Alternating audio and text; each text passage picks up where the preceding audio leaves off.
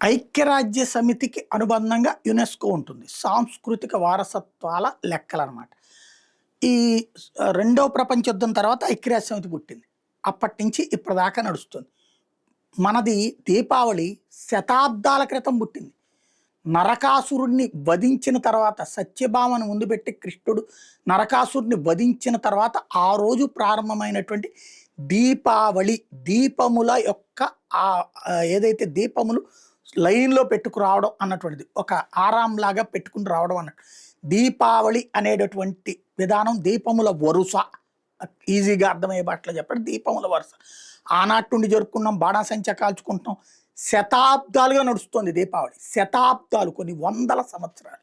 అట్లాంటిది ఐక్యరాజ్య సమితి అనుబంధ యునెస్కో ఇప్పుడు గుర్తించిందంట దాన్ని. భారతదేశ సాంస్కృతిక వైభవానికి అత్యంత అరుదైన గౌరవం దక్కిందట. ఇప్పుడు చీకటిని చీల్చే దివ్యకాంతుల దీపావళి పండుగ యునెస్కో సాంస్కృతిక వారసత్వ నిధిగా ప్రపంచ వేదిక మీద వెలుగులేనింది. యునెస్కో ఇంటాంజిబుల్ కల్చరల్ హెరిటేజ్ జాబితాలో ఈ దివ్యల పండుగ స్థానం సంపాదించుకున్నట్టు ఢిల్లీలోని ఎర్రకోట వేదికగా జరుగుతున్న యునెస్కో కీలక సమావేశంలో ప్రకటించారు. ఇన్నాళ్ళకి కళ్ళు తెచ్చారనమాట ఈ అమాయకులు.